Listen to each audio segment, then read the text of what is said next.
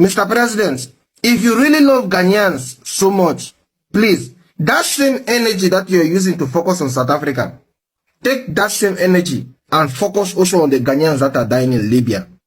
Yeah.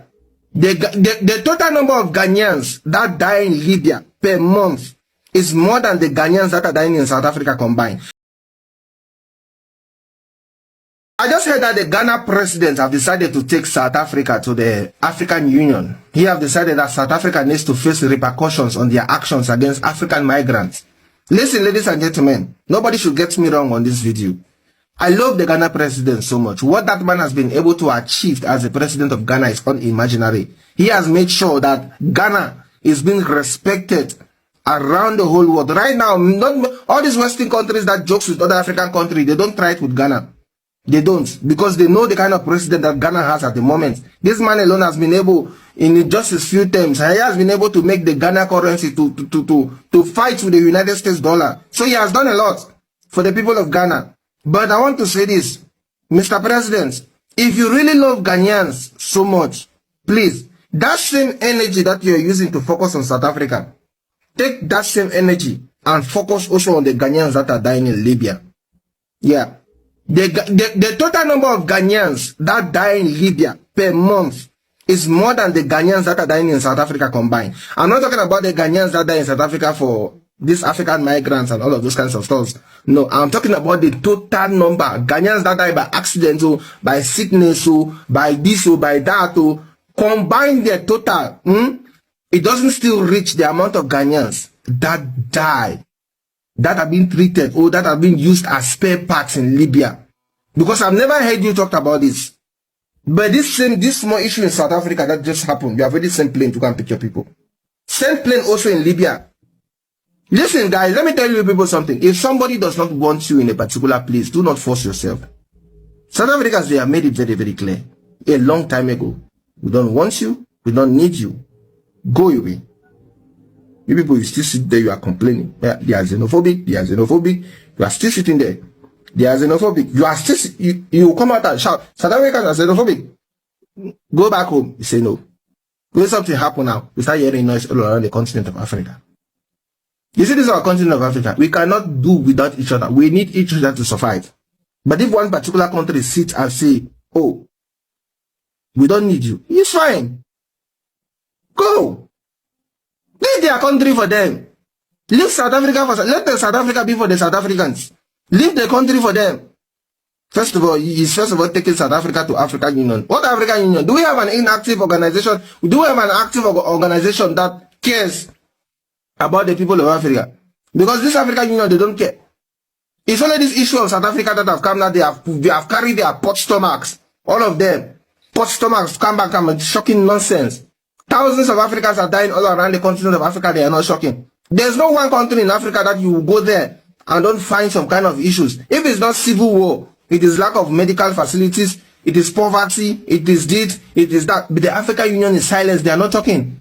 Aspects that requires them to support financially, they stay silent. But the ones that requires them to not support financially, that is when the one they talk. The ones that they benefit from, they don't talk about it. There was even a time I was asking God. I said, why would you be so kind to Ghana to give them a president like John Mahama and give us the kind of president we have, Tinubu? I was very jealous of Ghana.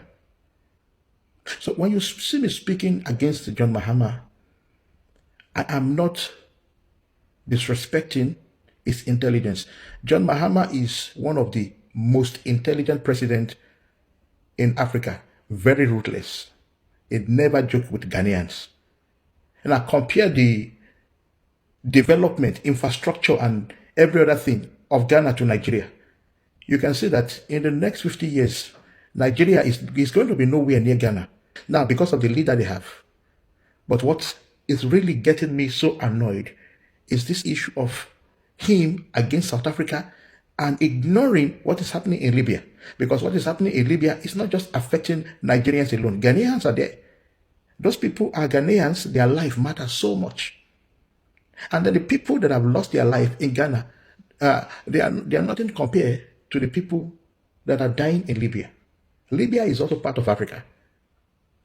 So why couldn't they just compare all these African countries that they feel are attacking foreign migrants, African migrants? Why can't they just address this whole thing in the AU? Address the cause of this migration problem across Africa, because this thing is not just only a problem in Africa alone. Even in Europe, America, all over the world, it is still Africa. This is beyond what is happening in South Africa. I love John Mahama more than Ghanaians, and that's the truth. Even our parents, sometimes we fight them, we criticize them. We criticize them for some things they've done, for some steps they've taken, and all that. But that does not mean we do not respect them. I love John Mahama, and I wish John Mahama was Nigerian president. I would not even be in abroad. John Mahama is a great president. And when these diplomatic issues between South Africa and Ghana started, I was one of the people that was so vocal, praying and, hoping that one day the both presidents will come back again, the both countries will come back again, because, we have never heard about Ghana breaking the law. I used to use the word Ghanaians are, law abiding, and I still believe that some of them are law abiding. And South Africa, I've never heard South Africans say anything negative about Ghana as compared to every other African country. So John Mahama should focus really on Ghanaians, opening the border of that country, accepting migrants that have become problematic to South Africa and other countries. It's going to have a long-lasting impact on Ghanaians in the nearby future. It might not be now. And that's the truth. I saw a Ghanaian chasing away Nigeria from selling his goods in a particular, location that was not meant for business people. And I was so proud of that video. People want to use it against Ghana, but no. I was going to make a video and say, hands off Ghana. Because if Africans, if we start taking responsibility, if we start becoming conscious of our environment, of our country, I'm telling you, we'll have a country like South Africa. Because South Africans are one of those people that are very conscious of their environment. They are very conscious of their country. In Nigeria, Nigerians will see people, doing number 2, pulling on the road, and they will pass. They don't care. There are problems with South Africa because those citizens will be asking other African nationals their IDs, and they will say, but we Nigerians, we allow you to do as you please. No one asks you for your document. I was very surprised to hear our foreign minister say so. We don't ask. We don't care about our country. That is why we don't bother to ask who is who. And that was how Boko Haram came into our country. From our nonchalant attitude, from our I don't care attitude. That was how bandits entered into Nigeria. So like I said again, let's stop blaming South Africa. I wish we can, as African, we can start taking responsibility, taking accountability. Let's build the African continent. We, the youth that you see today, we are the leaders of Africa tomorrow. We can't afford to kill ourselves. We can't afford to be at battle with each other. Our government is the problem.